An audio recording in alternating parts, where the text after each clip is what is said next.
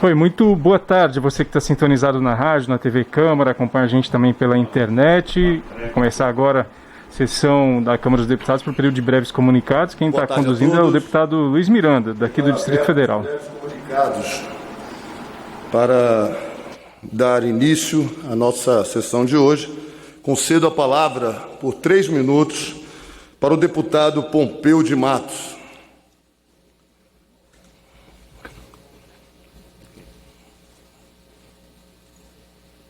Deputado Pompeu, por favor, libere seu microfone. Alô, está me ouvindo, presidente? Lhe escuto bem. Pois não. Quero cumprimentar a Vossa Excelência, os colegas deputados e deputadas, e fazer aqui, presidente, um apelo à Vossa Excelência, ao presidente Rodrigo Maia, aos líderes, à mesa diretora da Câmara dos Deputados, presidente, para que nós possamos votar o projeto de lei 1479, é o projeto da minha autoria, que trata da suspensão do pagamento dos consignados. Presidente, eu estou reiterando esse apelo que já fiz outras vezes. Diz que uma mentira dita 1000 vezes vira verdade. Imaginem a própria verdade repetida. Eu estou insistindo, persistindo, teimando, quem sabe até exagerando. Mas quem não pede não leva, quem não chora não mama, quem não reclama não ganha. E eu estou fazendo não por mim, por uma causa. Até porque a suspensão do pagamento do consignado já foi aprovado, presidente, no Senado. E esse projeto está na Câmara, onde o meu projeto está pensado, e de vários outros colegas parlamentares. Estamos todos juntos com o mesmo propósito. O que precisa é ser colocado em votação esse projeto. A Câmara dos Deputados, eu não tenho dúvida, vai votar a favor. Agora, como votar se não vai à votação? O presidente Rodrigo Maia precisa ter essa consciência. Ele não pode segurar esse projeto sentado em cima. Ele tem que colocar a apreciação do Parlamento Nacional. Até porque os aposentados, em período de pandemia, não receberam nada do governo. A única coisa que tiveram foi a antecipação do 13º salário, que, aliás, é deles. Não ganharam nada. Era deles, foi antecipado, agora em dezembro não tem. Então, nós precisamos, presidente, da votação desse projeto, até porque os aposentados, na maioria das casas, nessa hora de pandemia, são exatamente aqueles que estão provendo a casa, botando pão na mesa. É o vô, a avó, que está aí bancando a casa, porque o filho, o neto, estão sem renda, sem salário. Aliás, a maioria, inclusive, são vós. E os bancos podem esperar, ninguém vai negar a conta vai para o final da conta e a gente paga depois, no final da conta, esta conta. A mesma coisa, presidente, é o projeto 4367 da minha autoria, que cria o 14º salário. Sim, porque o 13º desse ano já foi. Então, nós precisamos de um 14º que vai ser, de fato, o 13º, para dar o fôlego, o respiro, o suspiro, a distribuição de renda que o Brasil precisa, que o aposentado merece, necessita e tem direito. O Brasil é um país bilionário, de um povo pobre, e a maneira de distribuir renda é dessa maneira. Então, eu faço esse apelo para nós votarmos o 14º salário também, porque ele é importante. Esse ano é um 14º que vai ser, na verdade, um 13º, porque o 13º já foi. E o ano que vem é um 14º para retomar a economia do país, exatamente através da injeção de recursos na economia para que a economia concluir, deputado. Esse dinheiro, eu concluo, presidente, porque esse dinheiro não vai ficar no banco, esse dinheiro vai para o mercado, vai para o comércio, ou seja, esse dinheiro vai para girar a economia, para gerar emprego, gerar renda, melhorar a vida e melhorar a economia do nosso país. Muito obrigado, presidente. Obrigado, deputado Pompeu de Matos. Agora eu convido o deputado Reginaldo Lopes.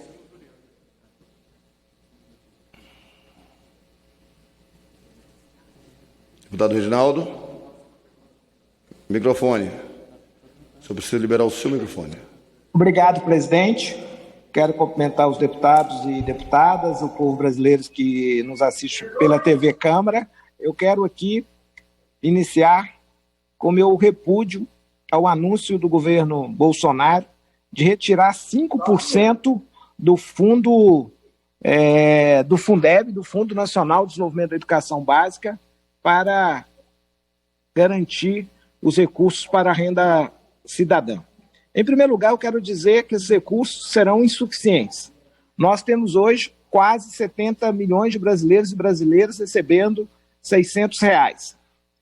Nós precisamos garantir para 2021 a continuidade do programa de auxílio financeiro via o Bolsa Família. Nós precisamos garantir mais recursos para ampliar o Bolsa Família e incluir esses milhões de brasileiros e brasileiras no programa. Para isso, nós precisamos buscar as fontes de financiamento. Agora, retirar da educação é um crime, é uma irresponsabilidade, porque ao mesmo tempo que nós precisamos garantir a proteção dos mais vulneráveis, o Estado deve cuidar sempre dos mais fracos. Nós também precisamos garantir para os mesmos a porta de saída, que é investimento no processo educacional brasileiro. E a nossa educação precisa e necessita, em todas as etapas, de mais investimento, em especial no pós-pandemia. Agora, como buscar esses recursos? Eu quero aqui repetir, que eu já falei anteriormente em uma sessão, 3 fontes de financiamento para a renda básica universal, porque, na minha ideia, era fundamental universalizar de maneira incondicional e tratar a renda como um direito de todos os brasileiros, começando pelos 100 milhões de brasileiros que antes da pandemia tinham uma renda de R$403 mês. Agora, esses 100 milhões estão totalmente sem renda. O ideal não é apenas atender os 70 milhões, mas sim esses 100 milhões. Garantir a todos os brasileiros e brasileiras o direito a um salário mínimo. Para isso, nós precisamos ter ousadia e fazer as mudanças no sistema tributário. A primeira fonte que eu indico, rever o tamanho das isenções fiscais desse país, tributárias e creditícias, que passam de 400 bilhões de reais, chamado Bolsa Empresário. A segunda questão é cobrar imposto sobre lucros e dividendos. A terceira, regulamentar imposto sobre grande fortuna. Essas 3 fontes é possível arrecadar mais de 300 bilhões de reais e garantir ao povo brasileiro esta complementação de renda, tratando como direito como uma das estratégias para o desenvolvimento econômico e para enfrentamento à desigualdade, mas não é única. A porta emancipadora é o processo educacional, a nova indústria, a reindustrialização do Brasil inteligente. Para concluir, deputado. E a nova política socioambiental no campo passa por agregar valores e conhecimento. Portanto, eu quero aqui repudiar esta provocação. Deve ser uma provocação do presidente da República retirar 5% do Fundeb. Obrigado, deputado Reginaldo. Agora, para fazer uso da palavra, eu convido a deputada professora Rosa Neide.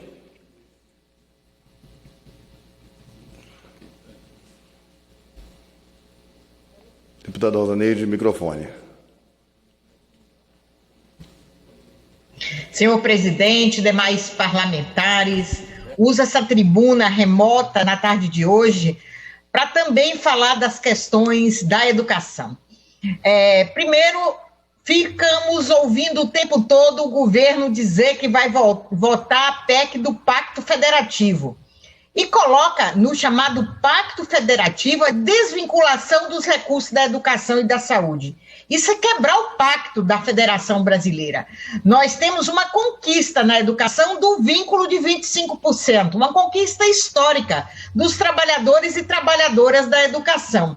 Agora há uma discussão que isso é bom para a educação do país. A base da educação do país se voltará contra esse chamado pacto, que na realidade é tirar da educação as conquistas historicamente acumuladas.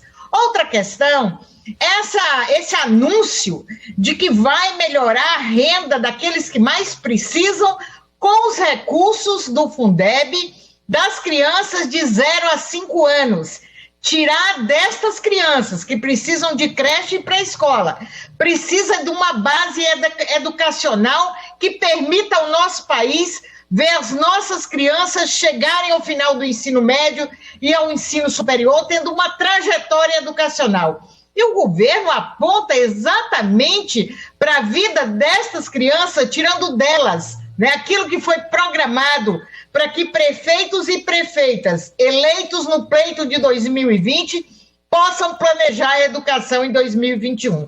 Então, senhores deputados e deputadas, nós votamos na totalidade, o Brasil aplaudiu a votação do Fundeb, nós fizemos um conjunto de ações no coletivo, suprapartidário, nós conquistamos a constitucionalização do Fundeb, foi uma emenda constitucional, é um desatino ouvir o presidente da República e o presidente e o ministro da Economia fazendo discurso público que vai usar o pão que está na boca das crianças, tirando delas as condições de entrar na vida escolar e de permanecer na vida escolar.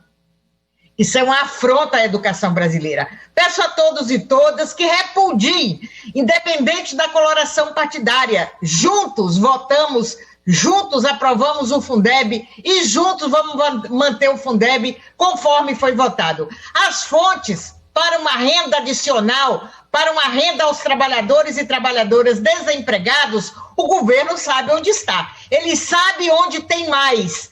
E nós não podemos tirar exatamente de quem tem menos. A educação em 2021 precisará de muito mais recurso em função da pandemia, dos ajustes, da organização das escolas. Esperamos que esse parlamento haja à altura desta provocação feita pelo governo. Muito obrigada e seguiremos juntos pela educação.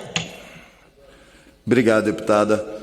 Mais cedo nós teremos a oportunidade de instalar a comissão mista do orçamento, foi reagendado para o dia 6, apenas aproveitando a oportunidade aqui, comunicando a todos os parlamentares, para que, de fato, consigamos instalar a comissão mista do orçamento e possamos já começar a trabalhar em prol do nosso país, porque 2021 não será nada fácil, principalmente na questão econômica. Bom, convido agora o general Peternelli, que está aqui em plenário, um grande amigo, para fazer uso da palavra agora. Presidente, deputado Luiz Miranda, o momento de ocupar a tribuna é para agradecer ao presidente deputado Marcos Pereira, agradecer a todas as lideranças que assinaram e que também permitiram pautar o projeto 1422 de autoria do deputado Felipe Rigoni, com vários coautores, na qual está pensado o projeto 1777 de 2009. Esses dois projetos tratam do CPF como número de referência para todas as instalações públicas. O cidadão só vai precisar ter essa memória. E o 177, o 1777, que complementou, ele diz o seguinte: hoje as crianças já trazem na certidão de nascimento um número, esse número é o CPF, e esse projeto prevê que a partir da sua homologação vai ocorrer o seguinte: quando essa criança for tirar uma carteira de identidade, a carteira de identidade terá esse mesmo número que está na certidão de nascimento. Da mesma forma, quando for tirar o título de eleitor, o título terá o mesmo número que está lá, e assim a carteira de motorista, o número da carteira de trabalho, o número do passaporte, o número de alistamento militar, o número SUS, é o tão sonhado número único, que é implantado sem nenhum custo, cada organização mantendo o seu banco de dados, mas aqueles novos documentos passarão a ter esse número para facilitar o cidadão brasileiro. Então, sou muito grato a todos os líderes e esperamos que o projeto seja aprovado conforme já vem sendo. Nós vamos conversando com todos os partidos, buscando um consenso, e essa aprovação vai contribuir para o cidadão. Nós temos que ter sempre o bem comum do cidadão brasileiro, e esse projeto realmente executa essa atividade. Muito obrigado, presidente. Obrigado, deputado general Peternelli. Hoje vocês fizeram dobradinha, né? Você e o Bibo Nunes. um colado com o outro. O PSL já não pode mais falar que é só a oposição que fala, né? Olha o Bibo Nunes agora. Convido para fazer uso da palavra agora o deputado Bibo Nunes. Já vai entrar com um sorrisão. Digníssimo presidente Luiz Miranda, nobres colegas, satisfação estar nesta sessão remota. Fizemos uma dobradinha porque nós estamos ficando mais atentos, estamos aprendendo mais, né? Na sessão de hoje, com certeza, vai predominar o assunto renda cidadã. Os urubus de plantão, com olhos na nuca, os contra tudo e a favor de nada, quanto pior melhor, sempre criticando. O renda cidadã é uma tentativa do governo Bolsonaro de ajudar os brasileiros que ficarão numa situação desesperadora após 31 de dezembro. Não pensem que o presidente está querendo tirar dinheiro da educação ou deixar de pagar precatórios, em hipótese alguma. A preocupação é com os brasileiros que já perderam tudo ou praticamente tudo até o momento, vão perder muito mais. E auxiliar essas pessoas.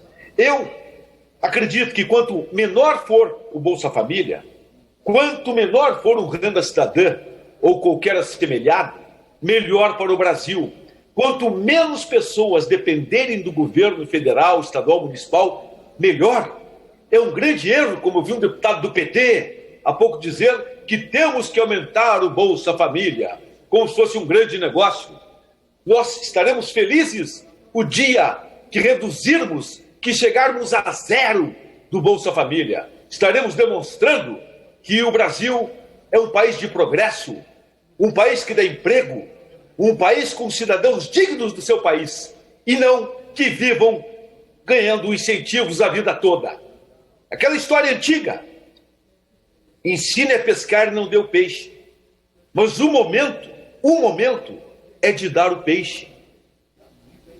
Empresas quebradas, empresários quebrados, muitos cometendo suicídio, quantas pessoas passando fome, desesperadas. Isto vai piorar muito mais. E aquela turma do fique em casa, a economia a gente vê depois. É a esquerda, veículos de comunicação, querendo quebrar o Brasil para culpar o presidente Bolsonaro, quando, na verdade, a popularidade crescendo cada vez mais. Por quê?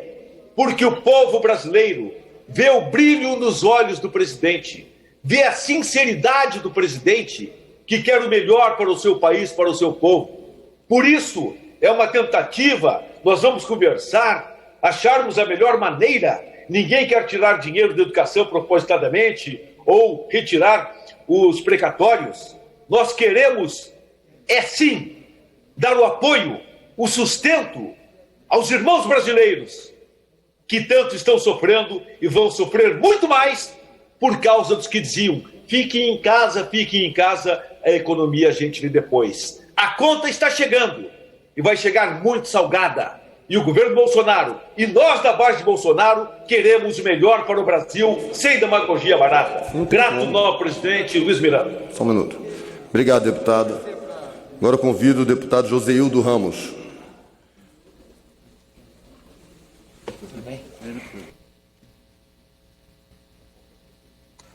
Senhor presidente, senhoras e senhores deputados,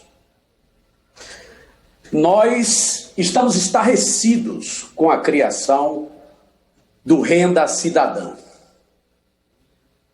Num país como o Brasil, ainda tão desigual, é impossível conviver com o teto dos gastos que veio daquela emenda constitucional 95. Observem os senhores. A renda cidadã, ela foi proposta para ser financiada a partir do próprio Bolsa Família, do recurso do Bolsa Família, mas uma parte deveria vir do Fundeb. E isso é inconstitucional. Não se pode substituir um direito social universal do cidadão brasileiro por uma ação típica do nosso sistema de proteção social. No momento em que se substitui esse gasto dessa forma, retira-se o direito dos pobres e o repassa para os mais empobrecidos ainda. Isso contraria uma das principais falácias do Bolsonaro que foram ditas nesses últimos dias. Mais uma vez, os recursos do Fundeb, esse governo que aí está, nesta casa, tenta retirar, sendo uma matéria vencida entre nós, da Casa Legislativa, da Câmara dos Deputados. Também a questão dos precatórios. O Poder Judiciário, ele toma uma atitude terminativa e manda pagar um percentual do orçamento anual do governo federal. E o governo já abriu a possibilidade de diminuir esse percentual a ser pago aos seus credores, em situação terminativa, definida pelo Poder Judiciário. Em síntese, isso é um calote dado por esse governo. Ou então, é uma pedalada fiscal. E tudo isso porque esse governo não pode, nem esse, nem nenhum outro governo no Brasil, pode resistir a esse teto dos gastos. Muito distante de apenas congelar os gastos sociais num país tão desigual, toda vez que esse Brasil crescer acima da inflação, não tenha dúvida que os gastos sociais, naquilo que é fundamental para diminuir as diferenças sociais da nossa gente, vai ficar menor com relação ao seu orçamento daquele ano. É isso que a gente está vendo acontecer nesse governo que não nos representa. Fora Bolsonaro. Obrigado, deputado. Agora eu convido o deputado Vicentinho para fazer uso da palavra. Não está presente o deputado Vicentinho?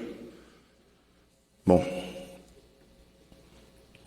na sequência, convido o deputado Padre João.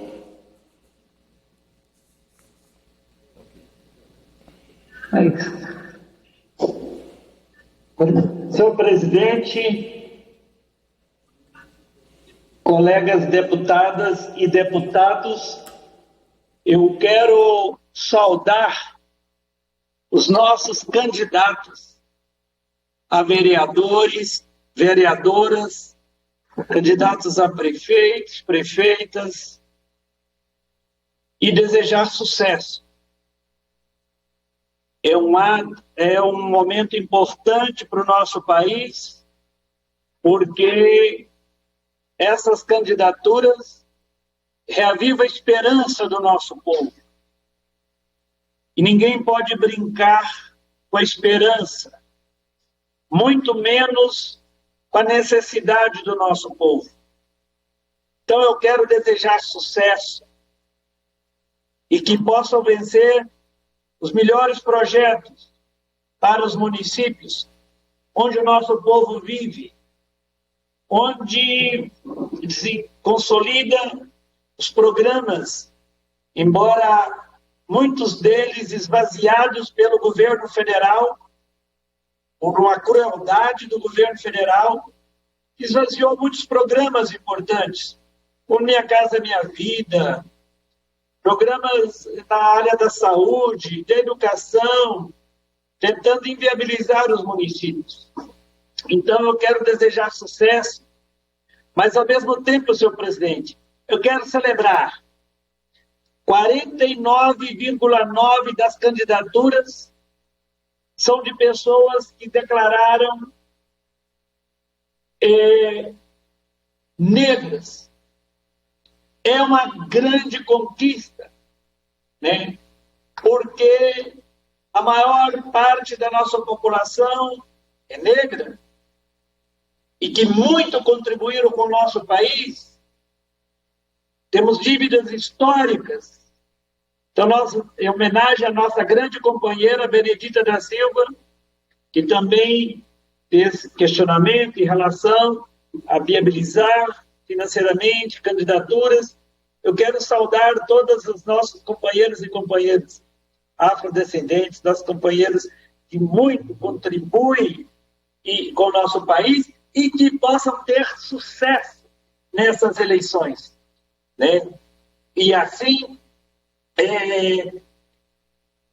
mostrar que o poder é para servir a todos. Saudar as mulheres, 33% mulheres, mas nós temos que chegar a 52% de mulheres. Desejar a essas mulheres também sucesso e as que têm a sensibilidade para perceber sempre mais a realidade e a necessidade do povo de ir ao encontro com política. Então, alimentar a esperança, mas levando projetos que sejam execuíveis e que vão garantir dignidade para cada munícipe deste nosso país. Muito sucesso às candidatas e os candidatos. Obrigado, deputada. Agora convido a deputada Érica Cocai. Estamos realmente vivendo uma necropolítica, uma política da morte. Também podemos comparar com a Thanatos política da morte. Porque a política da morte ela vai se expressar em vários aspectos. Ela vai se expressar numa morte simbólica que é imposta a este país e numa morte literal. São milhares de mortos que o Brasil carrega hoje, e grande parte em função da inoperância, da incompetência, da falta de empatia, da lógica fascista do próprio presidente da República. Mas não é só isso. Esse governo busca tirar 35 bilhões da saúde. Nós sabemos que as pessoas ainda que saem da Covid, em grande momento, precisam de tratamentos para as sequelas que ficam. Nós também sabemos que há um represamento de milhares de pessoas que não tiveram atendimento com outras patologias em função da centralidade do enfrentamento à Covid. E mesmo assim esse governo quer retirar 35 bilhões da saúde. É o mesmo governo que quer retirar os recursos do Fundeb para arcar com o Renda Brasil. E faz tudo isso institucionalizando um calote, porque retirar dinheiro de precatórios é assumir a condição de caloteiro. Mas, para além disso, retirar dinheiro da educação infantil fundamental para assegurar um presente que possa vislumbrar um futuro cidadão para este país. Então, portanto, esse governo quer retirar dinheiro. Tentou fazer isso na discussão do Fundeb. E este parlamento disse não constitucionalizando o Fundeb. E agora insiste. Tudo isso porque considera que o lucro dos banqueiros e o lucro dos bilionários neste país, ele é sacralizado. Por que o governo não tenta taxar as grandes fortunas, as grandes heranças de forma justa e, ao mesmo tempo, lucros e dividendos? Não, busca retirar da população de baixa renda, retirar da educação, institucionalizar o calote para manter um Renda Brasil. E é também um governo da morte com a deliberação do CONAMA, o Conselho Nacional do Meio Ambiente, que foi adulterado, que foi, em verdade, calado na sua representação da sociedade civil e que se transformou no órgão homologatório e que tira pelo menos 3 resoluções que significam a morte entrando nas casas do povo brasileiro. Significa a especulação imobiliária, em detrimento de um meio ambiente saudável. É uma política antiambiental que está em curso nesse país, que arde este país, que queima o Pantanal, que queima a Amazônia. É isso que nós estamos vivenciando. É a necropolítica de um governo que só se preocupa com as próximas eleições e em proteger os seus filhos das denúncias que correm contra eles. Aliás, eu concluo apenas lembrando a pergunta que nunca vai calar, porque a primeira-dama deste país,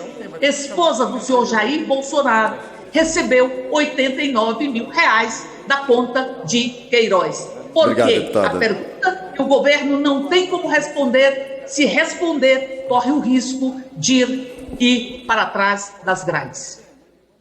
Agora com a palavra, convido a doutora Soraya Manato. Boa tarde, senhor presidente. Muito obrigada por me conceder a palavra. Eu queria lembrar a deputada que me antecedeu, da esquerda festiva, que política da morte é a política da esquerda. que roubou bilhões dos pequeninos, dos pequenos, dos pobres, dos mais necessitados. E eles sobem na tribuna para falar essa falácia do governo Bolsonaro. O governo Bolsonaro é a política da vida, é a política que não rouba, da honestidade. Mas vamos ao que interessa, já que hoje vários parlamentares falaram sobre o assunto educação. Senhor presidente, eu quero parabenizar o ministro da Educação, em especial o secretário da Alfabetização do MEC, Carlos Nadalim, com quem estive para discutirmos os principais pontos do programa Conta para Mim e também do programa Tempo de Aprender. A ideia principal do programa Conta para Mim é incentivar as famílias a participarem do processo de alfabetização dos seus filhos. Esse programa contempla crianças de 0 a 5 anos. Temos que pensar que o futuro de uma criança no ambiente familiar, principalmente ao longo da primeira infância, depende desse contato físico, afetivo dos seus familiares. E um incentivo é isso, é o programa Conta para Mim. Já o Tempo de Aprender é o programa sobre alfabetização mais completo da história do Brasil. Então, meus amigos, nós temos que parabenizar o ministro da Educação por todo esse trabalho que tem feito, em especial o Carlos Nadalim. O programa Tempo de Aprender, ele visa enfrentar as principais causas das deficiências da alfabetização, destinado à pré-escola e ao primeiro e segundo ano do ensino fundamental das redes públicas estaduais, municipais e distrital, oferecendo às instituições apoio pedagógico para a alfabetização, aprimoramento das avaliações da alfabetização, formação continuada de profissionais da educação e valorização desses profissionais. Esse é o trabalho do Ministério da Educação, que vai transformar nossos resultados educacionais, que a esquerda festiva sempre jogou para os últimos lugares. Esse é o trabalho do governo Bolsonaro e do Ministério da Educação. Muito obrigada, senhor presidente. Eu que agradeço pela religiosidade em cumprir os 3 minutos. Se todos fizessem assim, todos ao final teriam participado e feito uso da palavra. Obrigado, deputada. Agora eu convido o deputado Vicentinho, que falou que estava próximo aqui, mas não foi atendido na hora que nós o chamamos. Não estava, pelo menos para nós, não aparecia online. Vicentinho está aí agora? Perfeito. Senhor presidente, muito obrigado. Senhoras e senhores deputados, a minha manifestação é, em primeiro lugar, em solidariedade aos trabalhadores e às trabalhadoras da Embraer, empresa importantíssima, estratégica, que lamentavelmente seria entregue para a Boeing. Esta empresa mandou duas etapas de demissões, sendo numa primeira 1.600 trabalhadores e agora mais 900, inclusive demitindo trabalhadores sindicalistas, como é o caso de companheiros, como o presidente do sindicato do Sindiaéreo Viário, do Sindiaéreo, que é o nosso aeroespacial, que é o companheiro Toquinho, mas também atingindo os companheiros dos outros sindicatos metalúrgicos de São José e também de Araraquara. Quero aqui dizer, senhor presidente, que o que a Embraer está fazendo não tem justificativa. Uma empresa que tem produção garantida, encomendas por anos, independente da crise no Brasil, da questão da Boeing, e essa empresa talvez seja a empresa que mais dinheiro vem recebendo do governo federal. Para os senhores terem uma ideia, de 2004 a 2019, a Embraer recebeu 52 bilhões do BNDES. E agora, no último dia 26 de junho, mais de 1 bilhão e 500 milhões de reais. A Embraer não pode usar o dinheiro do povo, o dinheiro público, para mandar pais de família embora.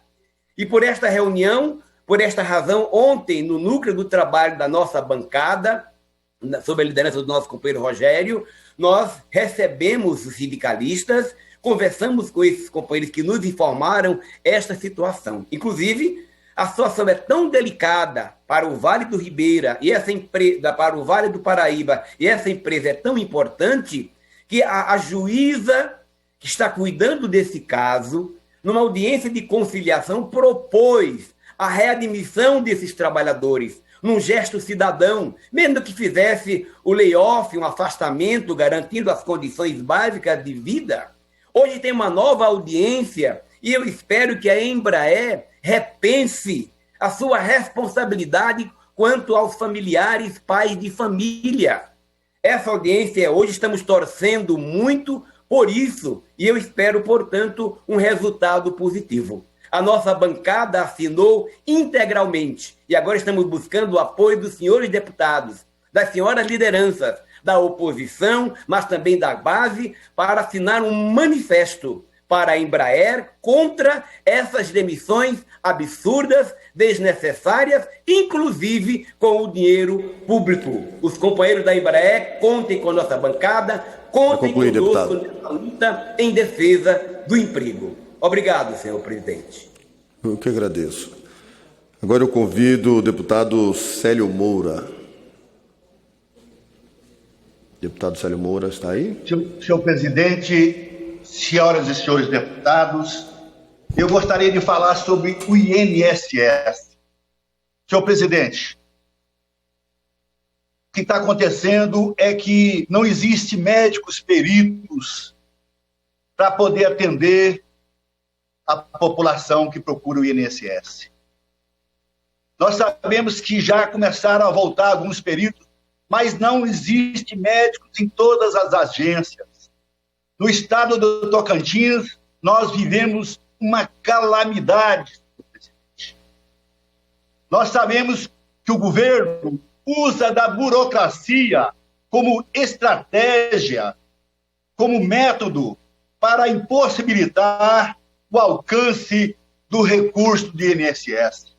Nós sabemos que existem milhares e milhares de pessoas que estão nas filas aguardando uma perícia para voltar ao trabalho, ou para receber algum auxílio, ou mesmo para se aposentar. E com a reforma da Previdência, nós sabíamos o que ia acontecer. O povo brasileiro não está aposentando. E agora, com a pandemia, que ataca o Brasil inteiro, e a maioria das pessoas que estão perdendo a vida são os idosos, as famílias, os viúvos e viúvas não estão conseguindo acessar o INSS para poder aposentar, para receber os seus direitos. Infelizmente, senhor presidente, e agora é importante que cada cidadão desse país saiba, quando chegar um candidato na sua porta, pergunte se o seu deputado federal votou a favor do fim da sua aposentadoria. Quando ele vê que muitas das pessoas estão passando fome. O estado do Tocantins, senhor presidente, 200 mil pessoas estão vivendo abaixo da linha da miséria. Muitas cidades tocantinenses vivem das aposentadorias dos seus idosos, do BPC. E agora, senhor presidente, com a mortandade que assola o Brasil inteiro, os nossos idosos, os viúvos remanescentes estão com dificuldade de acessar o INSS. E o governo dificulta de toda a prova o acesso das pessoas que precisam do INSS para sobreviver. Infelizmente, senhor presidente, esse governo idosofóbico, que não gosta dos idosos, maltrata o povo brasileiro, dificultando a aposentadoria da nossa população. Gostaria que fosse registrado a minha fala na Voz do Brasil. Muito obrigado. Registrado o seu pedido, deputado. Agora convido o deputado Eduardo Bismarck para fazer uso da palavra. 3 minutos, por favor. Senhor presidente, caros parlamentares aqui presentes, venho trazer 2 temas na data de hoje que guardam uma relação íntima e uma relevância muito grande com o meu mandato: turismo e educação. Turismo foi responsável em 2019, senhor presidente, por 8,1% do PIB brasileiro, movimentando mais de 150 bilhões de dólares. Também gerou quase 7 milhões de empregos no Brasil. No entanto, face à pandemia, é um dos setores que tem sido mais afetado. Foi o primeiro que parou e um dos últimos que voltará. Isso nós já temos falado bastante. Mas o que essa casa tem feito para contribuir para que a indústria do turismo, o setor do turismo, retorne com maior rapidez, para acelerar esse processo? Eu, enquanto parlamentar, membro da Comissão do Turismo desta casa, apresentei algumas singelas contribuições. Primeiramente, gostaria de lembrar do projeto de lei 1679/2020, que aguarda a votação desta casa, que suspende o pagamento de tributos aos prestadores de serviços para enfrentamento da pandemia. Estamos falando daquele pequeno prestador de serviço. Também apresentei um projeto de indicação para o governo federal, para que o Ministério do Turismo fizesse a criação do selo Destino Seguro. Por que o Destino Seguro? Porque você trabalha no turismo com destino. O destino não necessariamente é um único município. No mesmo município, às vezes, tem mais de um destino. Você tem uma rota. E o Ministério do Turismo não abraçou essa que é uma tendência mundial. Diversos países no mundo estão trabalhando com o selo do Destino Seguro para demonstrar que há, sim, naquela localidade, uma observância nos protocolos, porque o turista hoje está preocupado com a sua saúde e ele só vai se deslocar da sua casa se ele souber que o transporte dele, o local onde ele vai e os restaurantes daquela localidade, as barracas de praia naquela localidade estão seguras. Portanto, é preciso que com prevenção, com treinamento, com investimento em infraestrutura, seja dado também o selo Destino Seguro e assim o governo federal entre com o treinamento dessas pessoas e o protocolo de como devem estar esses destinos. Por fim, sem delongas, gostaria de lembrar que no dia 30 de setembro é o dia do secretário escolar. O secretário escolar não tem piso salarial no Brasil. Eu apresentei um projeto de lei número 3817 de 2020 para que ficasse definido o piso salarial do secretário escolar, assim como a PEC que define 10% das nossas emendas para a educação. Muito obrigado, senhor presidente. Viva! Muito obrigado, deputado. Eu agora convido o deputado Bongás para fazer uso da palavra. Senhor presidente, colegas deputados, deputadas, eu acabo de assinar um projeto da bancada do PT para revogar as decisões do Conselho Nacional do Meio Ambiente. O CONAMA tomou decisões absurdas, escandalosas. Vejam, acabou com resoluções que restringiam o desmatamento e a ocupação em áreas de restingas e manguezais. Isso destrói a proteção de criadouros, de berços da fauna, da flora, fundamentais para a vida das regiões litorâneas. Evidente, o governo quer liberar construções, agradar especuladores imobiliários, que só não destruíram tudo isso nas praias até agora, porque a legislação impedia. O CONAMA também acabou com a exigência de licenciamento ambiental para projetos de irrigação. Aí é para agradar os fazendeiros que só querem saber de passar o trator e ficar cada vez mais ricos. Como se não bastasse, o CONAMA aprovou a permissão para a queima de embalagens e restos de agrotóxicos em fornos urbanos. Ora, essa queima é altamente tóxica e, portanto, prejudicial à saúde. Ou seja, o Conselho acaba com medidas de proteção e aprova medidas de desproteção. São coisas absurdas, mas estão acontecendo. O nosso projeto, então, é para que o Congresso derrube essas barbaridades. E tem mais gente se mexendo. O Ministério Público Federal já pediu até o afastamento do ministro do Meio Ambiente de Bolsonaro, que é o Ricardo Salles, com um argumento tão simples quanto verdadeiro. A gestão de Salles traz consequências trágicas à proteção ambiental do Brasil.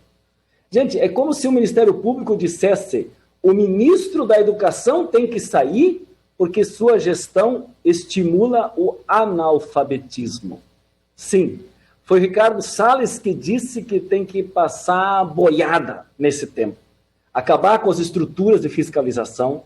E neste momento, quando nós temos queimadas, quando nós temos desmatamento, quando nós temos agora a liberação de atividades mais tóxicas ainda, quando nós temos importação de venenos já proibidos em outros países, quando nós temos um desrespeito total à Constituição brasileira na relação da proteção ambiental, nós não temos outra coisa a não ser dizer aqui, em alto e bom som: fora Salles, ministro do Meio Ambiente. Não é do meio ambiente, é da destruição do meio ambiente. Não tinha e não tem as mínimas condições de permanecer como ministro num país tão importante na sua proteção ambiental, tão necessária para a sua produção, para o meio ambiente e para a sustentabilidade. Então esse é o pedido. Fora Salles, junto com o Bolsonaro, obviamente. Para concluir, deputado. Quero que seja divulgado na Voz do Brasil esse pronunciamento, essa atitude contra o desmonte do CONAMA. Obrigado, presidente. Registrado, deputado Bongache. Fica acatada a sua solicitação. Agora, para fazer uso da palavra, eu convido o deputado Rogério Correia. Presidente, boa tarde. Obrigado por me conceder aí esses 3 minutos. Presidente, eu fico me perguntando todo dia que abro jornais ou que saio às ruas, que vejo notícias. O que esse governo Bolsonaro quer para o Brasil? Que hora ele vai parar de desconstruir o país e apresentar um programa para que o nosso povo melhore as condições de vida? O que esse governo quer em plena pandemia? Aumentar as mortes? Anunciar a retirada do dinheiro do SUS, do Serviço Único de Saúde, para o ano que vem, bilhões de recursos? O que esse governo quer para o Brasil em relação ao meio ambiente? A Amazônia, ele incentivou a destruição e desmatamento para passar a boiada. Depois veio o fogo no Pantanal, e nós descobrimos que tem até decreto do presidente da República para que se possa plantar cana-de-açúcar em áreas de proteção. Até isso ele fez. Agora vem manguezal, restinga, o cerrado pega fogo. O que esse governo quer para o Brasil? O que esse governo quer para o povo brasileiro? O que ele tem contra o povo? Que ordens estranhas ele obedece? Dos Estados Unidos, do Trump? Que coisa esquisita querer desconstruir a vida das pessoas, o emprego. As coisas não estão fáceis, presidente, deputados e deputadas, para o governo ficar fazendo brincadeiras e mentindo para o povo, escondendo o Queiroz, os cheques da Michele. Que governo estranho que só protege os seus filhos, sua esposa, sua família, só pensa nele. Ele não foi eleito para isso. O povo brasileiro, quando elege alguém, tem expectativa que a vida melhore, que se construam políticas públicas que gerem emprego, gerem renda, como fazia o presidente Lula, como se preocupava diariamente a presidenta Dilma. Mas esse governo é só destruição. Agora o Congresso acaba de votar o Fundeb e o que ele faz? Diz que vai retirar recursos da educação pública já a partir do ano que vem. Deixar crianças sem escola, jovens sem universidade. Por que esse governo não faz a reforma tributária, que ele retirou o pedido de urgência? Por que não discutir como dividir renda no Brasil? A proposta que o PT e os partidos de oposição têm aí no Congresso Nacional arrecada 250 bilhões a mais por ano, suficiente para aumentar a Bolsa Família e para garantir o serviço público de educação, de saúde, de segurança, de saneamento básico, de manter o Estado. Por que essa destruição? Paulo Guedes só pensa nos banqueiros, Bolsonaro só pensa em se reeleger com propostas demagógicas. Que tipo de governo é esse que está destruindo o Brasil? E a Câmara não coloca em discussão nenhum dos projetos de impeachment, que já somam mais de 50, desse presidente Bolsonaro por crimes que comete contra a democracia, por crimes que comete contra a educação pública, contra a saúde pública, contra as pessoas. Presidente, se a Câmara não colocar em discussão o processo de impeachment, esse presidente acaba com o Brasil. Obrigado, deputado. Deputado Paulão, para fazer uso da palavra por 3 minutos. Senhor presidente, internautas, eu gostaria, em primeiro lugar, dar todo o apoio aos trabalhadores e trabalhadoras da Casal, que, num ato cívico corajoso, fez uma mobilização da sede da empresa, na rua Barão de Atalaia, até a Assembleia Legislativa, tendo como objetivo evitar a concessão da Casal para a iniciativa privada. É um ato sintonizado com o momento que a gente está atravessando, de uma pandemia, onde a água e o saneamento não podem ser mercadoria. E a posição do governador Renan Filho, que eu tive a oportunidade de expressar meu posicionamento, considero equivocada colocar como prioridade a pauta de conceder a concessão da Casal para a iniciativa privada. Parabéns aos sindicatos humanitários, homenageando a companhia de presidente DAFP em nome de toda a categoria. Senhor presidente, também exemplo de parlamentares do PT como Borgas, eu quero repudiar a decisão do ministro do Meio Ambiente, o senhor Salles, que de uma forma oportunista, modificando a estrutura do Conselho Nacional do Meio Ambiente, do CONAMA, e ele aproveitando essa modificação da estrutura, que antes era tripartite, ele ataca de morte as restingas e manguezais. E isso terá uma repercussão muito grande e grave no Nordeste, principalmente aqui no estado de Alagoas, que nós somos considerados o estado das águas, principalmente Maceió. Lamentar, e espero que a bancada de Alagoas tenha altivez também, no sentido da gente colocar para fora esse responsável.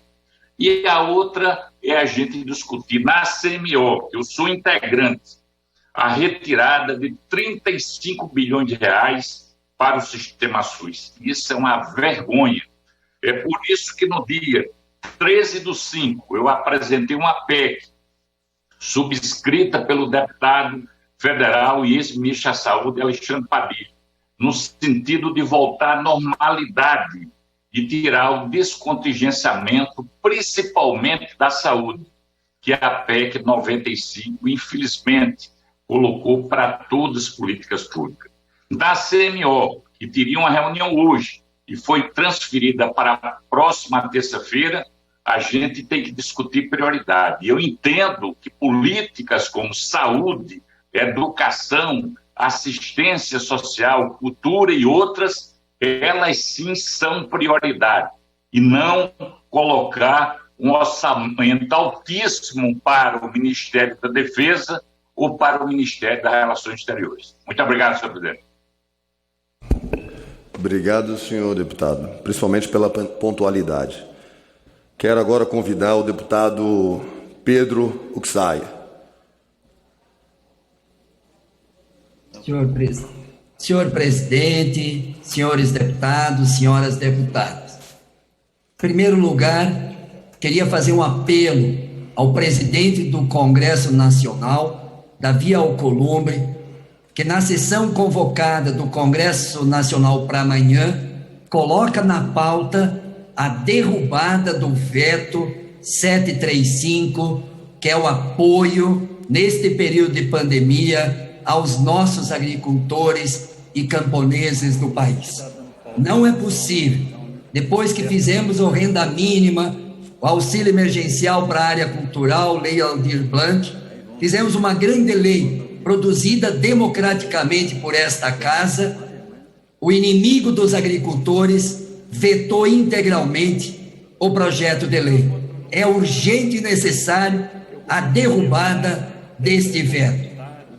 Em segundo lugar, eu quero comemorar a vitória do Parlamento brasileiro, que se transformou em lei o PLP 461, que é a lei do ISS, que não cria novo imposto, mas regulamenta o imposto hoje cobrado, que estava centralizado em poucas cidades do Brasil, principalmente de São Paulo. Agora vai ser distribuído esses 10 bilhões de reais para todos os municípios brasileiros a partir do próximo ano. Conquista do municipalismo.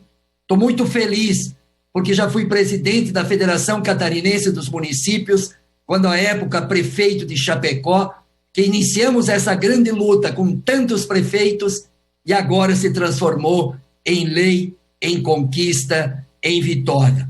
Vamos tirar dos banqueiros para transferir para saúde, educação, infraestrutura e desenvolvimento local para os municípios brasileiros. Até que, enfim, os bancos vão ter que transferir esses impostos que ficam para si, em forma de incentivo fiscal, para a política pública local. Agora temos mais um desafio, senhor presidente, que cabe à Câmara dos Deputados votar a última votação da emenda constitucional que passa mais 1% para os municípios brasileiros para o mês de setembro. 2009, com o presidente Lula, se passou 1% a mais em dezembro. 2014, que ajudei a coordenar, 1% a mais no mês de julho. E agora queremos 1% a mais para o mês de setembro, que na pós-pandemia os municípios precisam ser reconstruídos no país e esse recurso é fundamental, é necessário. 1% a mais do FPM já. Obrigado, deputado. Agora convido meu amigo deputado Márcio Gerri para fazer uso da palavra.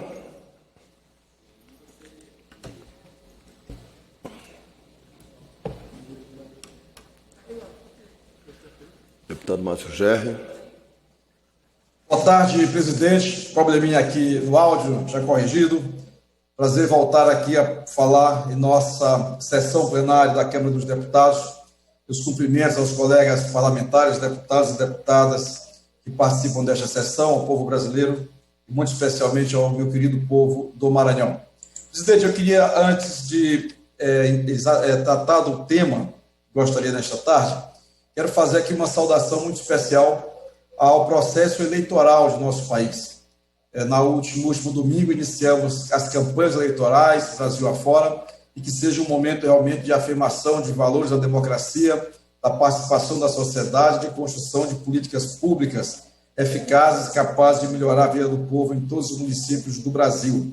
E ao fazê-lo, saúdo muito especialmente meus colegas de bancada, Orlando Silva, candidato a prefeito de São Paulo, e o nosso querido companheiro Rubens Júnior, candidato a prefeito de São Luís, dois colegas da atual legislatura e na Câmara dos Deputados. E também, representando todos os candidatos e candidatas do meu partido, do PCdoB, vou dar um grande abraço à nossa querida companheira Manuela Dávila, também ex-deputada federal, que disputa a Prefeitura de Porto Alegre.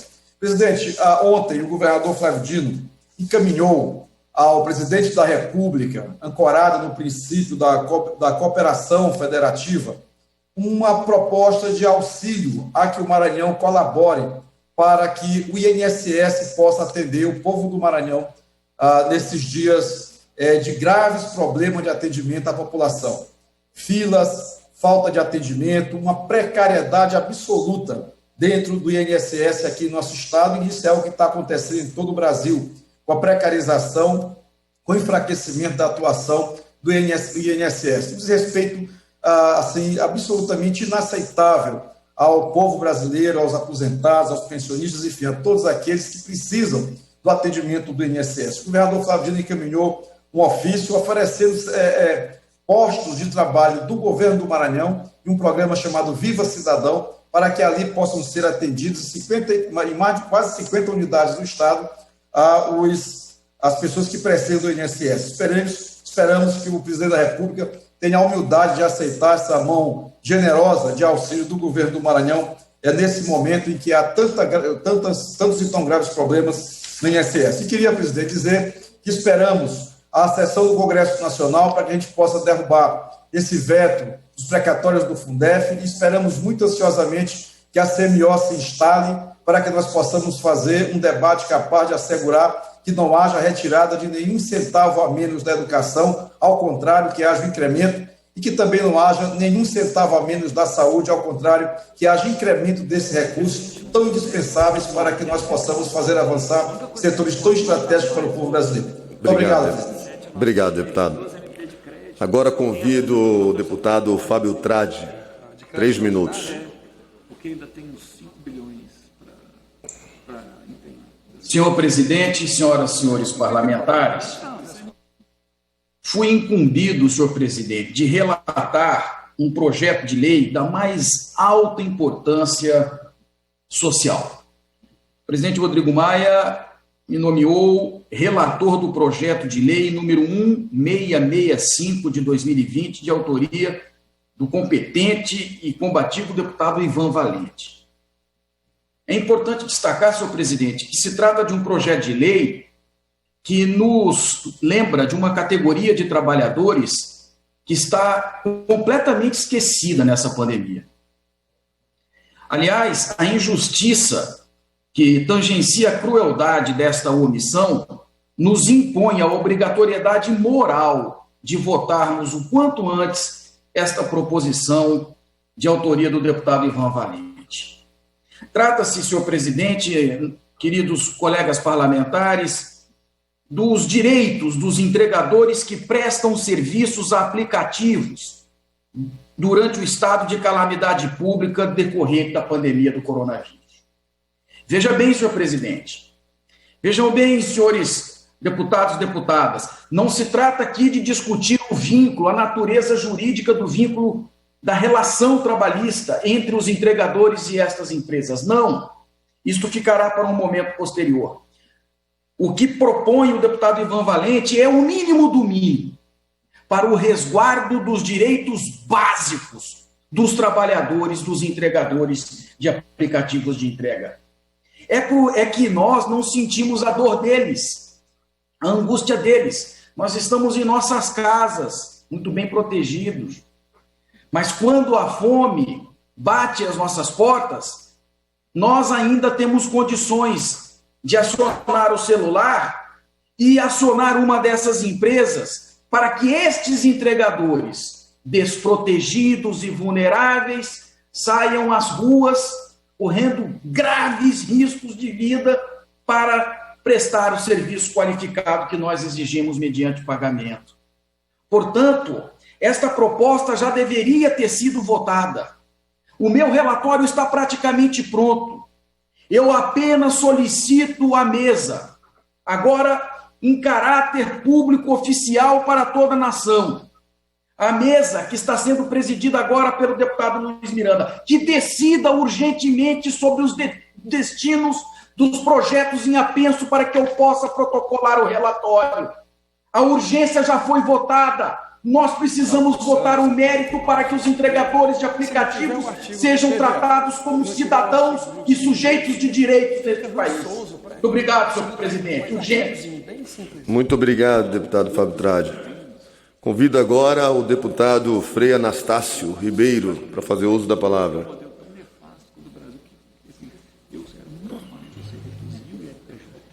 Senhor presidente, senhores deputados, senhoras deputadas, aquele que nos acompanha neste momento, senhor presidente, é lastimável ver o governo das mentiras falsas, o governo cortar recursos da educação, da saúde, da agricultura e aumentar de forma astronômica recursos para o orçamento da comunicação do seu governo no próximo ano.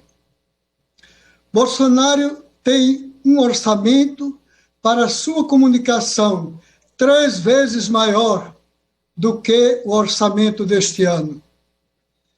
Ele saiu de um orçamento de 138,6 milhões de reais para quase 500 bilhões de reais.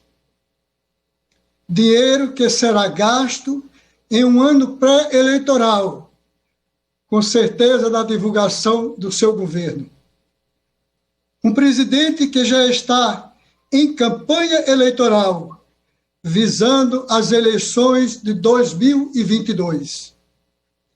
Enquanto isso, a fome aumenta e aumenta o desemprego, o país volta para a linha de extrema pobreza e Bolsonaro busca voto esperando e levando o povo cada vez mais à miséria. Tem dinheiro sobrando para fazer sua publicidade, mas não tem R$600 para, até dezembro, ajudar aos pobres desse país. É um presidente que não se preocupa com o povo que sofre nesse país. É a fome, é a carestia, falta arroz, falta estoque na Conab. E o presidente é o presidente das 15 mentiras que levou ao mundo em plena reunião da Organização das Nações Unidas. Portanto, senhor presidente, com esse governo, o Brasil criou uma outra face, que é a face, é o país do fogo, é o país do desemprego, é o país da miséria, é o país da mentira. Não. E aí, para concluir, deputado, não resta outra coisa senão dizer, fora Bolsonaro. Solicito que Vossa Excelência, que essa minha fala seja divulgada na Voz do Brasil e nas redes sociais da Câmara. Muito obrigado. Registrado o seu pedido, deputado Frei Anastácio. Agora eu convido para fazer uso da palavra o deputado Ivan Valente.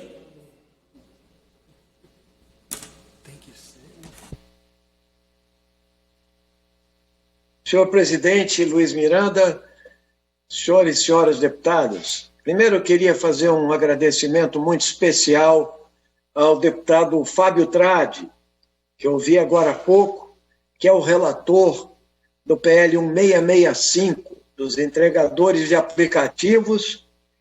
Quero agradecer as menções elogiosas, um deputado atencioso, um relator competente, ágil, e que tem travado um diálogo muito importante conosco e com vários parlamentares que também se sensibilizaram com essa causa e que têm PLs na mesma direção. Eu espero que o presidente Rodrigo Maia, entende, e viabilize imediatamente a pensação dos outros projetos e a gente possa votar com urgência imediata. A urgência já está votada. Agora, na próxima semana, se possível, essa proposta que atende aos requisitos mínimos, básicos, para se garantir a trabalhadores tão precarizados e tão essenciais nessa pandemia, garantias mínimas, não só em relação à Covid, mas seguro, acidente, e o avanço que o deputado Tradi traz no seu último relatório, que é não permitir a arbitrariedade dos cancelamentos, né, dos aplicativos pelas grandes empresas que tratam dessa questão, porque a situação já é muito precária. Então, a questão dos seguros, da alimentação, entende? Das EPIs, e também a não permissão para que adolescentes também entrem nisso, como o trabalho infantil, foram preocupações muito importantes. Por isso, quero agradecer ao Tradi, vou entrar em contato direto com ele e para a gente fazer os últimos ajustes e quero aceleração da votação desse projeto. Queria só, nesse momento, fazer uma única consideração sobre o que foi aprovado no CONAMA ontem, particularmente as 3 portarias que foram revogadas por uma instituição que vem marcando a defesa do meio ambiente, mas acabou por causa de que o ministro Salles e Bolsonaro liquidaram com a participação social, popular e ambiental. E agora só tem gente do governo e de empresários lá para ser contra o meio ambiente, é a barbárie na área ambiental. Por isso, nós pedimos imediatamente a votação do nosso PDL 340 de 2019, senhor presidente, que muda novamente a estrutura e revoga aquelas condições em que foi retirada a participação da sociedade civil. E mais, nós apresentamos também um PDL, junto com outros partidos também, revogando aquelas medidas tomadas ontem pelo CONAMA. Isso é a barbárie no nosso país. Para concluir, deputado Ivan Valente. Isso é a destruição da fiscalização do meio ambiente. Isso é trabalhar pela especulação imobiliária, por aqueles que já têm poder econômico no momento que nós estamos vivendo a destruição das nossas florestas, do Pantanal, e que o ministro inerte, anti-meio ambiente, trabalha nessa direção, contra os interesses do povo brasileiro. Obrigado, presidente. Obrigado, deputado. Agora convido o deputado Henrique Fontana.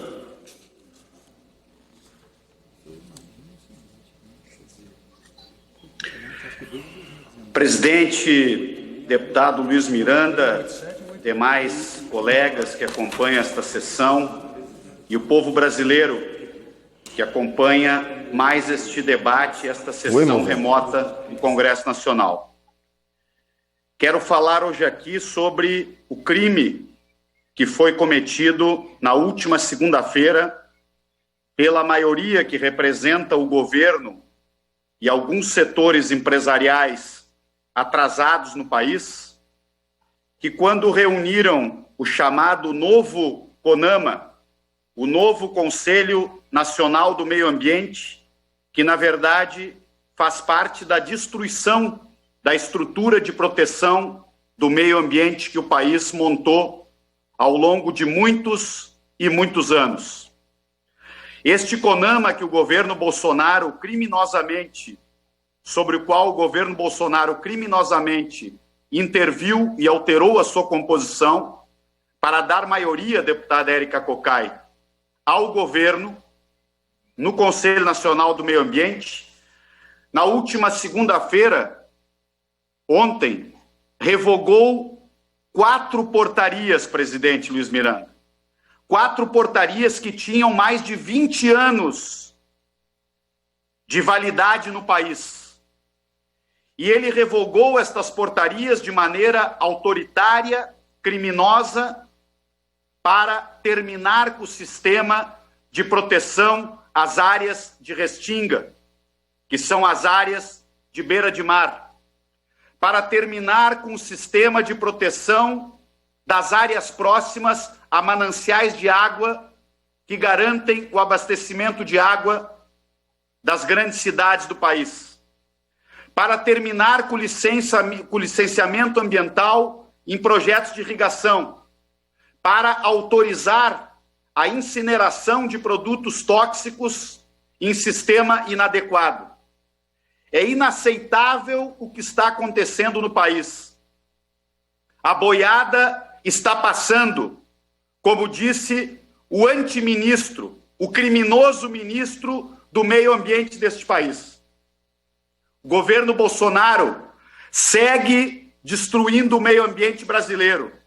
21% do Pantanal já queimou. A Amazônia vê uma avalanche de aumento de áreas queimadas e desmatadas. E agora foram a revogação de 4 resoluções do Conselho Nacional do Meio Ambiente para precarizar ainda mais, para atacar a restinga, para atacar as áreas de proteção que estavam garantidas por essas resoluções. Precisamos votar, presidente, com urgência, urgentíssima, o projeto de decreto legislativo que revoga este fim destas resoluções, que revoga as resoluções do CONAMA de segunda-feira. E eu peço a Vossa Excelência que paremos toda e qualquer votação e coloquemos para votar hoje, ainda hoje, o projeto de decreto legislativo que suspende, que corrige a absurda decisão tomada na última segunda-feira sob a liderança do governo Bolsonaro e do antiministro do Meio Ambiente do país, o ministro Salles, que criminosamente, como eu disse há pouco, revogaram 4 resoluções do CONAMA que são fundamentais para proteger as áreas de restinga, os mananciais de água do nosso país. O Brasil não aguenta mais Bolsonaro. Chega de tanto crime. Crime contra o meio ambiente, crime contra a economia, crime contra a democracia. Precisamos tomar uma atitude no parlamento e eu concluo com isto, presidente. Coloque em votação hoje o projeto de decreto legislativo para revogar as absurdas decisões que o CONAMA tomou ontem. Este CONAMA bolsonarizado. O CONAMA que está sob intervenção do governo Bolsonaro, que destruiu a estrutura tradicional do CONAMA para dar maioria ao governo junto a setores empresariais, infelizmente, muito atrasados, presidente. Agora eu convido o deputado André Janones.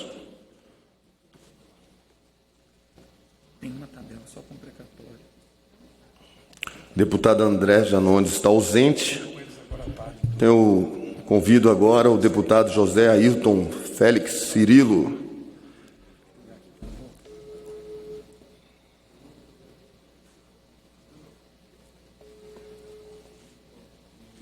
Deputado, é necessário que o senhor libere o seu microfone. Isso.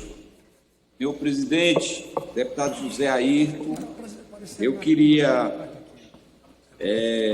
cumprimentar Vossa Excelência inicialmente e queria fazer aqui um apelo ao presidente do Congresso Nacional, senador Davi Alcolumbre, para que nós pudéssemos pautar os vetos presidenciais das matérias fundamentais que foram vetadas pelo atual presidente da República, como é o caso do projeto de lei 873, que é um projeto muito importante, que inclui diversas categorias profissionais, entre elas pescadores, marisqueiras, salineiros, agricultores e produtores culturais, artísticas e diversas outras categorias profissionais que, infelizmente, o governo vetou para não permitir o apoio e o auxílio emergencial. Também, da mesma forma, senhor presidente, nós precisamos pautar o veto presidencial que vetou um dos projetos mais importantes, que foi o projeto de lei 735, da agricultura familiar. Nós aprovamos essa matéria porque entendemos que a agricultura ela tem um papel decisivo em qualquer país do mundo, e nosso não é diferente, em que nós sabemos da importância dos agricultores, dos produtores, sobretudo nesse momento de crise, de dificuldade da pandemia que nós estamos vivendo no país. Aliás, uma tragédia que nós estamos vivendo, porque o Brasil já ultrapassou a casa de mais de 4.732.000 pessoas que já foram acometidas pelo vírus. E também nós tivemos no país já, ultrapassamos a casa dos mais de 140.000 pessoas que já foram a óbitos em função do coronavírus, e que nós precisamos estar alerta, porque me parece que as pessoas e a sociedade estão um pouco anestesiada com essa situação que o Brasil está vivenciando. Nós sabemos dessa tragédia que o mundo está vivenciando e que o Brasil, infelizmente, por falta de uma ação planejada, articulada com os governos estaduais, com os municípios, e o governo inventa uma desculpa para dizer que não tem competência para atuar nessa área. O Supremo que é decidido isso, quando, na verdade, o Supremo estabeleceu que deputado. As concorrentes, e elas são comuns na área da saúde, da educação e diversas outras áreas. Então, eu queria aqui fazer esse apelo, senhor presidente, porque nós não podemos deixar os agricultores, né, sem ter o apoio, o auxílio, e principalmente nesse momento em que o governo também baixa de forma criminosa o auxílio emergencial de R$600, que já era uma mixaria, deputado para reais. José Ayrton Félix Cirilo, muito obrigado. Deputada Jandira Fegali.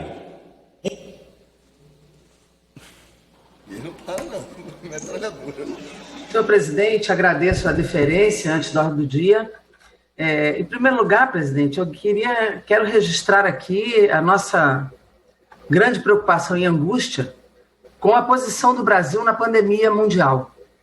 O Brasil é considerado no mundo o pior governo para enfrentar a pandemia. Já passamos de 1 milhão de mortes no mundo. O Brasil é o segundo em número de contaminados e em número de mortos. E, nesse momento, ao invés do governo se preocupar em colocar recursos no SUS, de fazer testagem, de cuidar da proteção social, de cuidar do emprego, da renda da cidadania, na verdade, o governo quer passar a boiada. Mas passar a boiada em tudo. Passar a boiada no Fundeb, tirar dinheiro da educação para fazer renda cidadã, tirar dinheiro do Fundeb, que atende a maioria das crianças pobres desse país, que atende o magistério para pagar renda cidadã, quer passar a boiada nas restingas e nos manguezais, fazendo resoluções ilegais dentro de um CONAMA que vai aparelhado pelo governo, onde retirou a sociedade civil. Ele quer passar a boiada na MP1000, não deixando sequer a gente discutir e colocar na pauta para que nós possamos disputar os R$600 nessa medida provisória. Ele quer passar a boiada no direito de meninas e mulheres de ter o direito ao aborto legal em caso de estupro. Nós precisamos reagir, e a nossa reação tem que ser uma reação altiva. Tirem a mão do Fundeb, tirem as mãos das restingas e dos manguezais brasileiros. Vamos votar os PDLs. Tem o PDL, vários PDLs, eu inclusive apresentei um, que é o 416, para derrubar a resolução do CONAMA.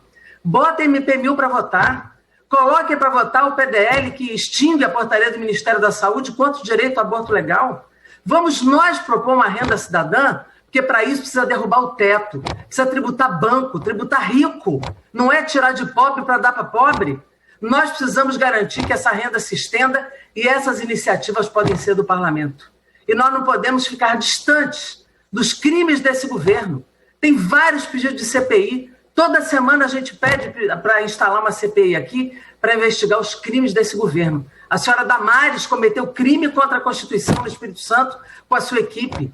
O governo comete crime contra o meio ambiente nesse momento, fazendo resoluções fora da lei, da Constituição e do próprio Código Florestal. E agora ele quer cometer o crime mais um crime contra os pobres desse país, tentando tirar da educação para colocar numa renda cidadã, que nós precisamos ter iniciativa de fazê-lo. Portanto, esse parlamento tem respostas a dar. E essas respostas têm que partir de nós. Jamais partirão desse governo que continua protegendo os bancos, que continua protegendo o controle fiscal, ao invés de proteger a cidadania em defesa da vida e contra a pandemia. Muito obrigada, presidente. Obrigado, deputado Jandira. A lista de presença registra o acesso de 368 senhoras deputadas e senhores deputados.